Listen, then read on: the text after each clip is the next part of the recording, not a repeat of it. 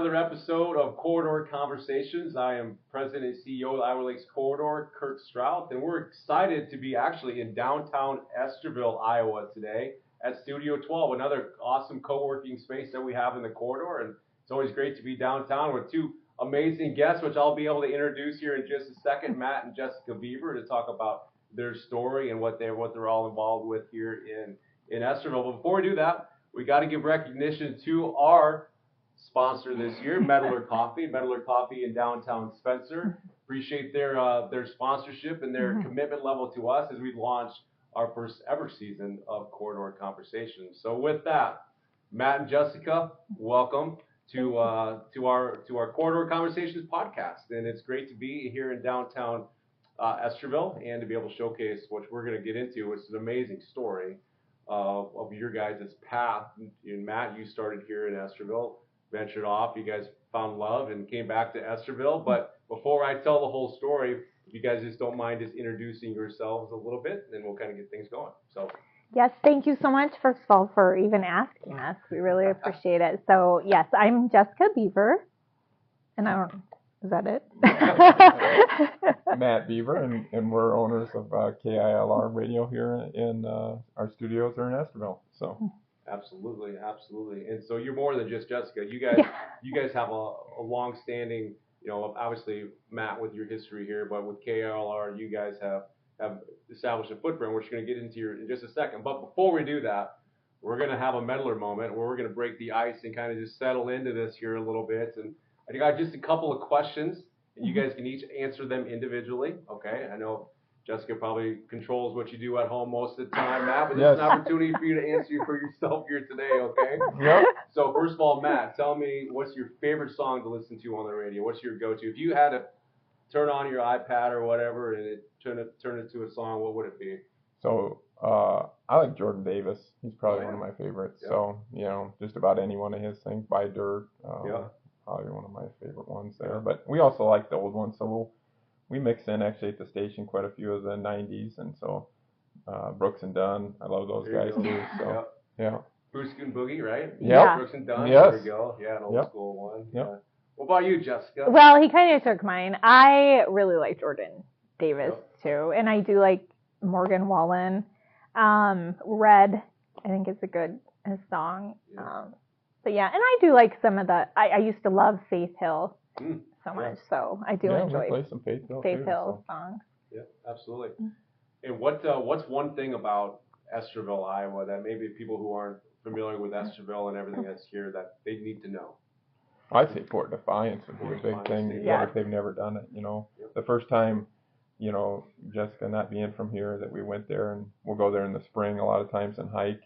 And she's like, wow, this reminds me a lot of the mountains, because you get down in there, especially down by the creek and the water moving and all the trees. And and in the fall, it's obviously beautiful too when they're turning colors. But, there's like 110 feet of elevation change there in the hike. So you got to be a little bit, ready to go for that. But it's a cool place. Yeah. No, I agree with that. And like Fort Defiance is funny because you wouldn't picture that being there. Like there's like cornfields and it's flat. And like people, that's kind of their like view of Iowa, but that's not correct at all. There's so many amazing things that, people wouldn't picture Iowa being like that, even the landscape. And so, yeah, I love Fort Defiance. It's so pretty. Yeah.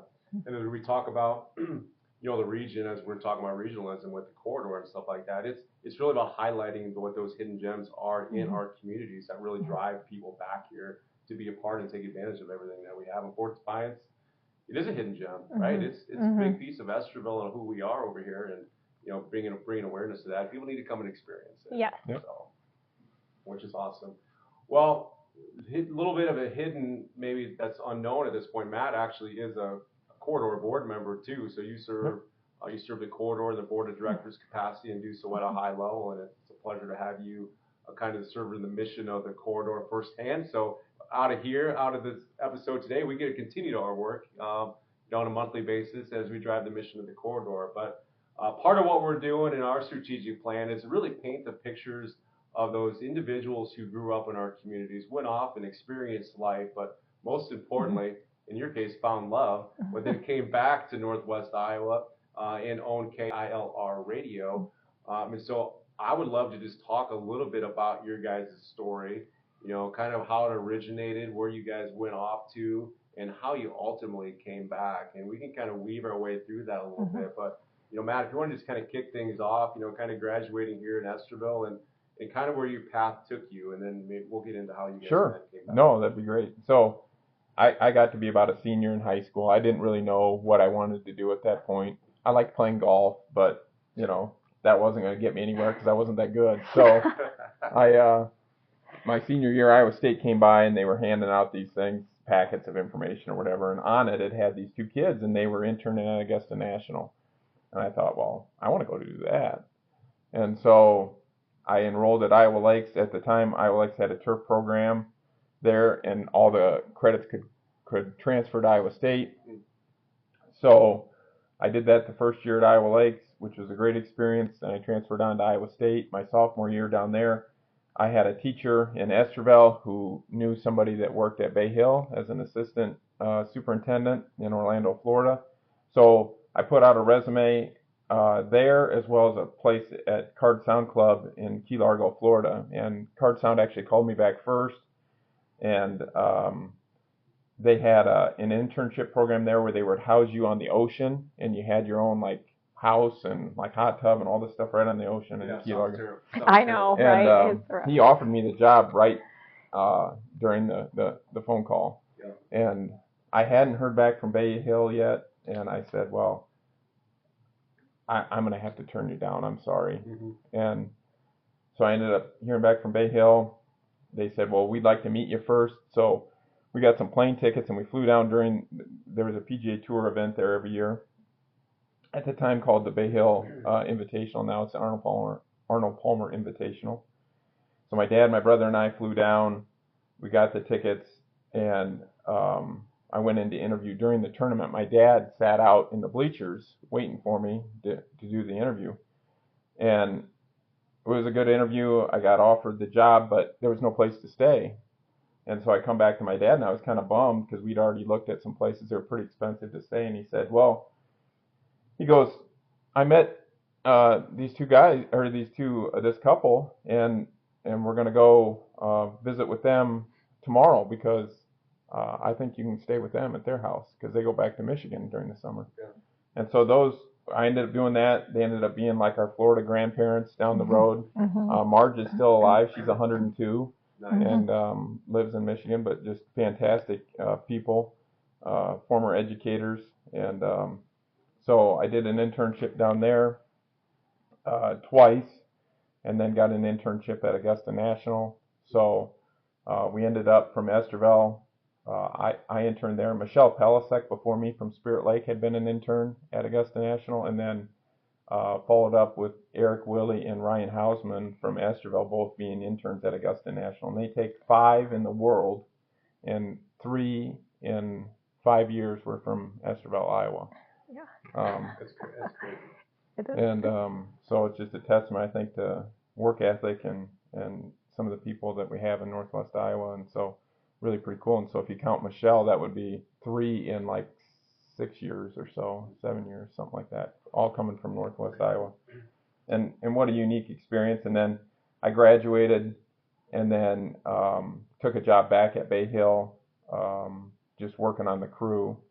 And that's kind of where our lives end up meeting. So I'll let you talk a little bit about maybe you and then how we ended up in Orlando. Well, before we transition to Jessica's story, I just want to highlight a couple of things. I mean, Augusta National, wow, what an experience. I mean, that's on a lot of people's bucket list. Yeah. To even be able to set foot on there, or those that don't know, is where the Masters Golf Tournament, one of the 4 major golf tournaments throughout the year, is played. Yeah. And there's people that would only dream to get on there. So to be able to work that course is amazing. And the Bay Hill Invitational, I mean, Arnold Palmer, all of these things, again, bucket list items for a lot of us golfers who would just love the opportunity to be able to do that. So congratulations. And then it's crazy to think that many people from one small town in Northwest Iowa had the experience to do that. Yeah, It's pretty wild because 2 of the interns that they took at the time, at least, were international interns, and then there was 3 from the United States. So you figure, to make the cut, you got to be you know, Very pretty good. one of 5 in the world Right. that they offer the internship to. So that was pretty cool. And Iowa State for a long time had sent at least one down there, which is really quite an experience. And then you get, I don't know how it works now, but back then, after the course closes for the members in May, there was play day. And so you got to play, and that's the most golf I've ever played in a day. Yeah. So we played the par 3 course like twice, and then the big course where they play the tournament like 2 more times. Yeah, and so take advantage of it while you're down there. You never know if it's going to happen again. Yeah. So you go from Estherville to Georgia to Florida, in some way around this whole thing through your route. Jessica comes along. So Jessica, tell us a little bit about your story and how you ventured through your career, and then we'll get to kind of how you guys met up. Yeah, so I'm originally from Greeley, Colorado. I graduated from Colorado State University with an animal science degree, and my senior year at CSU, I just happened to see this poster that Disney World had like this college intern program, and I never even had been to Florida ever. Sorry, it's a paid internship, and so I was offered a position at Animal Kingdom as an animal prisoner. And so right after I graduated, then I headed off to Orlando, Florida by myself, not knowing anything. Car. I had no car. I had a suitcase. Most of the people I internship with had vehicles. But Colorado was just so far away from Florida, and my car would have never made it. It was an old junker. And so Florida was just so different from Colorado, especially Orlando. But I ended up having a great intern experience and being in my field too. I did love education. I had a passion for that and working with kids. And then I also always have had a passion working with animals. So it was kind of a great combination. And then little did I know that I would meet my future husband. And you weren't leaving Florida. And I thought for sure, like the internship was 6 months basically. And I mean, I had no intention of staying in Orlando. Originally, that wasn't my plan. It was so hot and humid. I was like, how could anybody live here? Right. But yeah, and then Matt and I. Well, we always knew Matt had this charisma in this way. But the fact to be able to get Jessica to move from Florida back to Estherville, man, that's pretty impressive. Yeah, that's my biggest sales job probably that I've done. Yeah. So tell us about that. How did you guys? Well, you met. Obviously you got married, but what decision and communication piece did you guys have that triggered like, you know what, I want to go back home to Estherville? So, there's just a lot into that. So we had been married, like 5-6 years, something like that, and we just had our first son, Thomas, in Florida when we lived down there, and my dad ended up passing away. He got cancer and passed away probably within a month and a half or so of getting it. And so for me, we all have turning points in life and things that affect us differently, and so that was a real wake-up call. My job that I had in Florida was a fantastic job. I was the golf course superintendent there at Bay Hill, and I loved it a lot. I got to work for Arnold Palmer, who was a fantastic boss. His daughter and son-in-law, who now run the club for him, fantastic people. But it's a demanding job, and it's a lot of hours, and it's in a city. And I grew up here. And I knew after, grieving and then reflecting, it's like, okay, well, my dad and my parents and my mom were always there for me growing up. And they were at all my stuff. And if I needed anything, they were there. And so I started in my head thinking about, well, I wonder if we could get moved back to where I'm from. And so Roger and Barb Jacobson owned KILR. That's who we purchased it from. They were down for a conference in Orlando. And Roger reached out to me because I knew him a little bit and he knew my parents, and said, would we maybe be able to come out and look at the golf course? And I said, well, no, we'll get you on the golf course. You can come play. And so I played golf with them. And then I reached out to him after that and just said, listen, Roger, if you hear of something that opens up, because you talk to a lot of businesses, I'm seriously considering moving back. And you know, for Jessica, it was harder, but she trusted me. And you know, because you don't know anybody, you're not from here. It's where Matt's family's from. Everybody that knows Matt, oh, you're Matt Beaver's wife. You know, you hear all that kind of stuff, you know, when you're moving to some place that you don't know. And so it was a tremendous sacrifice on her part, but it was something that was heavy on my heart and something that I wanted to do, and she trusted me. And so we ended up moving back in 2014. We would have moved back from Orlando then. So. What year did you graduate from Estherville? 1998. All right. Yep. So, yeah, a good amount of time away, but Yep. still ultimately coming back. And, Yep. and Jessica, how's that transition been for you? And you know, you guys started a family and done all that stuff here, and you know, how's that all been for you? And Well, truthfully, when he first suggested coming back to Estherville, because what happened is we both had been talking about that we just knew we did not want to have the kids in a big city. Yeah. We just knew it didn't feel right. It was, you know, there's a lot of crime, a lot of stuff. And so he, you know, we brought up possibly moving somewhere. I'm like, oh, well, we could, like, where do you want to move? And I'm like looking at the map of the United States. And he's like, well, you know, I'm thinking Estherville. And I'm like, okay, that was not like exactly what I thought you were going to say. And for me, you know, I had always loved coming to visit his family. And like, we'd stay at his mom and dad's place, and it was just so peaceful, and just compared to the big city, I mean, it was just so nice and here. And I always kind of felt sad when we'd leave, but the thought of like, just like, that's where we're going to live, that was hard because like he said, I'm not from here. You know, it's all his family and stuff. And so I struggled in the beginning. Well, and it was just a big change, you know, moving. And then I knew how the winters and stuff were here. We'd lived in Orlando for like 11 years. I'm just like, I don't even remember what snow even is like. You know, well, our kids had never seen our snow. kids had never even seen snow. And so the beginning part was tough when we first moved here. But then, you know, as time went on, I mean, I met friends and I felt so much safer here, and our kids, I mean, like, we were welcomed in, and it was like a step back in time. Like, life was just simpler, and I was so thankful. Then it became like, I just loved it, and I was so thankful that I trusted that Matt knew what he was talking about. Well, the thing about living in a city versus a smaller rural community is you don't realize the amount of stress you have on yourself when you live in a city. Because you almost get used to it all the time. That's a great point. Until you don't have it. Mm-hmm. And when you live in a small community and you can run down to Hy-Vee or to Fairway or to wherever the grocery store is you want to go to, and you just hop in there, grab whatever you need, and you're out. That existence doesn't happen in a big city if you're going anywhere. You know, whether we were going out to eat or we were going to go do that.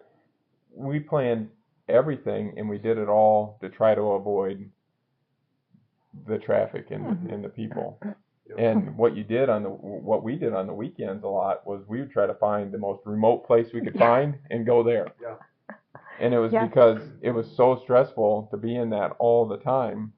Now you could handle it, and it's, you know, like the traffic and whatever. It didn't, but wow, do you notice it when you don't have it? Mm-hmm. I totally understand what you're saying. That's what we love about rural communities. I was actually just recently in Chicago for a work event for the FabTech Expo, and unless I had to go out, like, I didn't want to. Yeah. I mean, I'd never had the DoorDash app on my phone before. I've heard people talk about DoorDash. Never had it, but I understood that if I could just order from my hotel room to have my supper delivered to me and not have to walk down the streets of Chicago, I was completely fine with that. And part of that is just because I'm so used to the rural lifestyle, and what also reiterated to me how I don't want it any different. Like, I don't want the big city experience. We understand that living in a region like the corridor in Emmett County and Estherville, just knowing people and the convenience of it is massive. Mm-hmm. So it's just so nice. Like it's like this weight was lifted off that we didn't even know we had. Mm-hmm. Yeah. So. Yeah. Now you're here, and KILR Radio is a real deal for you now. I mean, you guys own it, you operate it, and as for us in economic development, it's great to have such good partners like you guys, both from the radio business, but too for Matt being willing to share his expertise on our corridor board. And I've always knew that Matt had a face for radio. Thank you. I appreciate that. And that's why you have me on video. And that's why we had to bring it to everybody's attention so everybody can see it for themselves. Yes. But no, one of my first weeks on the job, I had an opportunity to sit down in studio with Matt and his team and just talk about what our passion and what our vision was for the corridor. And you guys have a great team, and you guys do such a good job of reporting out at a local level for all the good things that are happening here. So we definitely appreciate that. And one personal story that I would like to share, and I want you guys to share a little bit about the radio, is just this last winter. You know, I knew you did play-by-play. You guys do such a good job of doing the sports broadcasting piece too, with the radio and covering our local events. But last winter, we were at the state basketball tournament, and Estherville was down there playing, and we had the opportunity to officiate state basketball games too. And so we were actually officiating the game before you broadcast, and so to be able to have that exchange on the sidelines of the state tournament was cool. And you had your son there too. I know who's getting into the business too. So we talk about longevity. It's cool to have that. But I just wanted to share that because it's, you know, even though we're a small region and we're small communities, we're a bigger state, but to be able to cross paths in a venue like that and be able to share that together, I thought was cool. And it's one of those moments that as I go through my career of officiating, you do it with radio as well. You come across those relationships and those bonds too. And that was a moment that I'll remember as well. But so talk about the radio and kind of your guys' your plans, what you're looking for long term, and really how you feel like you need to integrate yourselves into the region and the community. So any business is about relationships, and I love where we live. I love the region that we get to work with because we go out probably about an hour in a circle from where we're at right here and work with a lot of different small businesses. And I love small business owners. And I want to see more small business owners, not less. And so that to me, I'm passionate about because after now being a business owner, working with a lot of small business owners now for quite a few years, they do so many things for communities. And you don't want to overgeneralize in any situation because everything is different, right? There's always exceptions to anything. But in general, small business people care a lot about where they're at, and they want to give back to no matter what it is. And there's always things in a small community that need help with things. And all these ladies and gentlemen that own these businesses, they give back to those things, and they're there for it. And if they sell you something, they want to make it right. And that's just a different mindset than some corporate businesses that are out there. And so it's very cool getting to work with them, trying to help the ones that we can to try to tell their story, kind of like what we're doing here is telling stories. And that's really, honestly, if you're going to market and you have a business, that's what you want to try to do is you're telling their story. What do they care about? What do they try to do for the customer? And what makes them special? And a lot of them have been around 2-3 generations. And you know, I really want those businesses to stay and pass on, and somebody else to, if it's not in the family, in the community, to have those because they're part of those communities. And they're a big deal in them. Especially you get into some of the really small towns, to have 1 or 2 businesses there so they can buy stuff from them is a big deal. I mean, you're trying to compete against big online presence and stuff, and not that that's not convenient and good, but boy, there's a lot of value too in having people in your community that you can go down the street and get that from, and that'll be there to try to help you if something goes wrong. Just great people in those businesses that do that. And then as well as, you know, you think about from our perspective in the radio industry, I mean, it's all about content and trying to be there to cover things for the community, trying to have those people in, you know, like you talked about when you took over there, and letting people get to know people and talking about things that matter in their community, because people can listen to music anywhere, and so if you don't give them a reason to tune in you on the radio or the app or streaming or whatever that reason is, you know, that's why they want to people care and want to listen to you, is because you're trying to do the best job that we can to inform them. And you know, and for us too, I mean, we're Christians, and so we want to try to glorify God in what we do as well, and so that's just really important to us from the standpoint of trying to give our best. And we know we're not perfect. We know that you're never going to make everybody happy, but we care about the community. We care about the people that are in the region that we work with, and so that's just the things that we look at. And the nice thing about being an owner is we get to make our own decisions, so we don't have to rely on a big corporation, because in the media industry there's a lot of consolidation, and there's not a lot of places left where it's owned by an owner and that lives in the town. And so we were able to, when we took over the station in 2022, we reached out to a company called Futuri, and were able to get an app in there that we were really pretty proud of, and work with them to do that. And then we brought in some video streaming too that we've been doing with some of the athletic events, and we just did that for some of the fair interviews with the kids and stuff, and posting some of that online as well. And but I think the thing that we never want to lose touch with is radio. And I think it's not that you don't want to evolve or change, but we never want to lose sight of doing that right.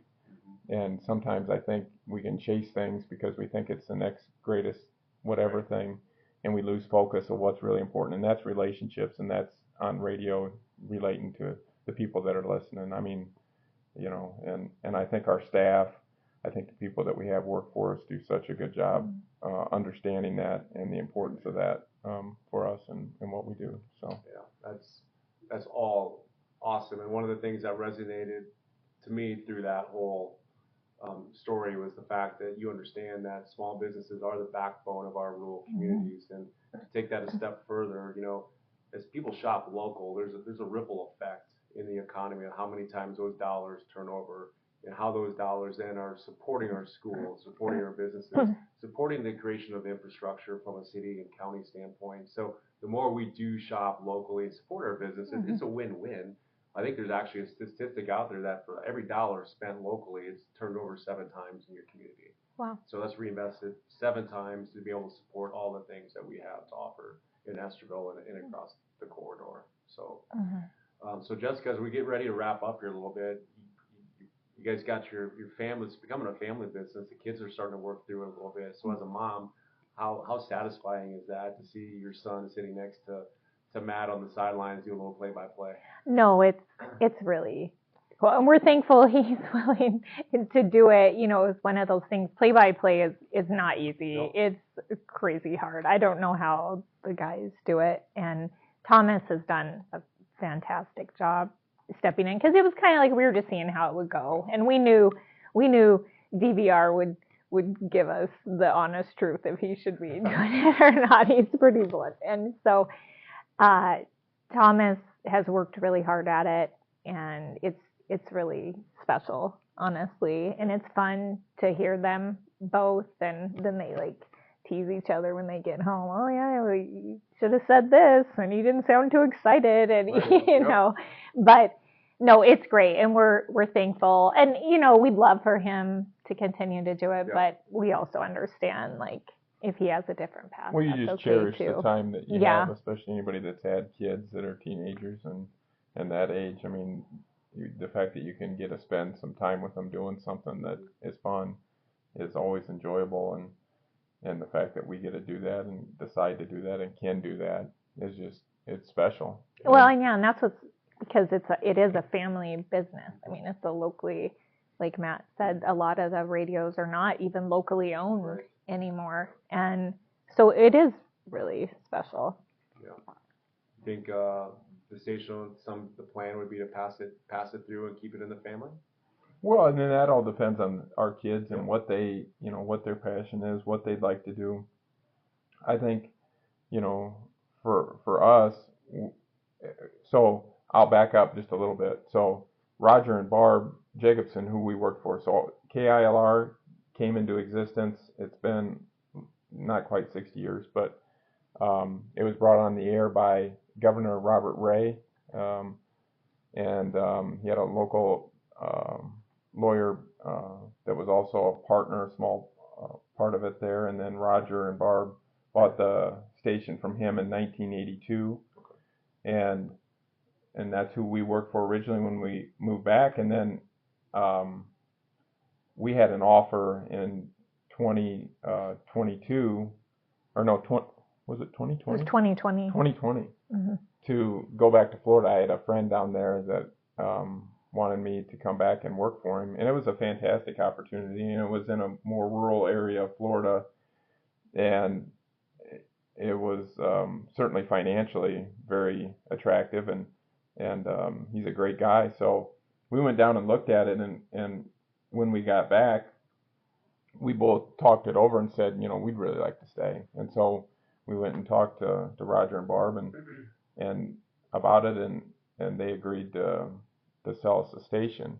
And mentors and people in your life that will help you is worth so much. And we're both so fortunate that the people that we worked for throughout our life, whether it was in Florida, I still call up my former boss that's down there and running a big company down there, and has been just a lifelong friend and somebody that I can ask questions to and about important things.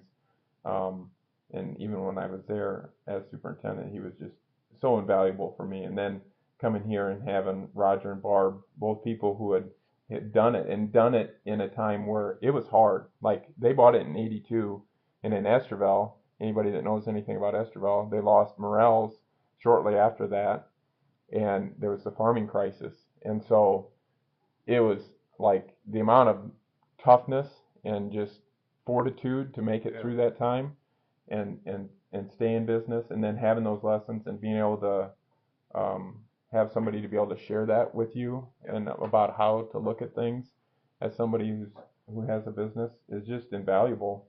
And so if there's like young people and you're listening to this, or you're out talking to somebody, find a good mentor, somebody that you can talk to and that will be there. And sometimes you make a mistake, but in general, if you can find a few of those people, it's just for us in our lives, it's been so important, whether on a business side or on faith, all those things. It's important to have people that can pour into you knowledge, and so hopefully you avoid some of those mistakes that other people have made, and we just feel very blessed that we've had that, and that even the businesses that we deal with and go out and get to talk to, so many of those have been good too. When we first bought it, I'd go back out and visit with them, and they were just so happy for us, and said, if you ever need anything, like, let's talk, and so it's just a great feeling to have that. That's great. I appreciate you guys sharing your story and the fact you went off and came back. It's a lot of what we tell from the storytelling standpoint from a corridor, and really growing our workforce is stories like this, right? So many talented people that are graduating from our local schools may or may not be going and leaving the area to go to college or to start a career. But most importantly, what we want is them to come back to our communities like Estherville and take the jobs, take over businesses such as you guys have done at such a high level. That's how we grow our workforce. That's how we grow our communities, and that's how we continue the vibrancy of what we're experiencing here. So, all right, we're going to transition here into a lightning round as we wrap up, right? So these are just a couple questions, kind of like we kicked off, but I'm going to start with you, Jessica. One word to describe your guys' journey so far. Oh, geez. One word. I forgot to. Challenge. Good stuff. Unpredictable, I guess. Matt? Joyful. Yes. Are you just trying to show me up? Yeah. He knows what to say. I'm changing my answer. No. All right, Matt, best part of living in Estherville? I would say the best part of living in Estherville is that the people, and that they want to see you succeed. You know, the people that are there, and they're happy that we're here. So it's just it's been such a good experience coming back and getting to have, you know, run into all those people that I knew when I was younger. And then there's so many new people too as well that I didn't even know. I mean, we go out to stuff and we're like, wow, have to find somebody so I know who this is or whatever. And but no, it's been very good for us. So, Jessica? I would say definitely that it's more of a simple, like almost kind of like I said in the past type of, like, people, the festival type of things, the small town parades, you know, the sweet corn days. I mean, I love that small town stuff. My kids love it. We look forward to it every year, all that stuff. And just the passion that people have for this community. Like, I'm not saying you can't have that in a big city, but I've just never really seen such a passion, not only for the people that live here, but like that the town, they want the town to do well, and they care so much, and you can feel it. Yeah, this building we're sitting in right now. Yeah, I mean, and it's just, I don't know, you can't fake that, right. You know, like it's a genuine thing, and I love that about it here. And Estherville's got such great leadership too, from a city standpoint, council, and you know, having that support and reinvestment in the communities and understanding that helps drive that ship a little bit too. So, you know, so I encourage everybody, get out, tell your story. I mean, support your local media. I mean, we've got a great story right here with you guys going and coming back, most importantly, and appreciate you sharing that with us today. Just wanted to thank again our sponsors here one last time, Medlar Coffee, who do have to-go drinks. So if you see this today, this is an opportunity. If you need to hit the road and take one with you, there's one right there with Medlar Coffee. So again, thanks, Matt and Jessica, KILR Radio. Good luck with everything down the road. And Matt, maybe one of the things we can do down at some point is do a little play-by-play, because I did do some color commentary in my previous time when I was over in Sheldon, did a little play-by-play on some sports. So maybe we'll get one call together here one of these. Yeah, that'd be great. Yeah. That would be fun. So anyway, for Kurt Stroud, President and CEO of the Iowa Lakes Corridor, appreciate you all tuning in for another episode of Corridor Conversations, and we'll see you next time.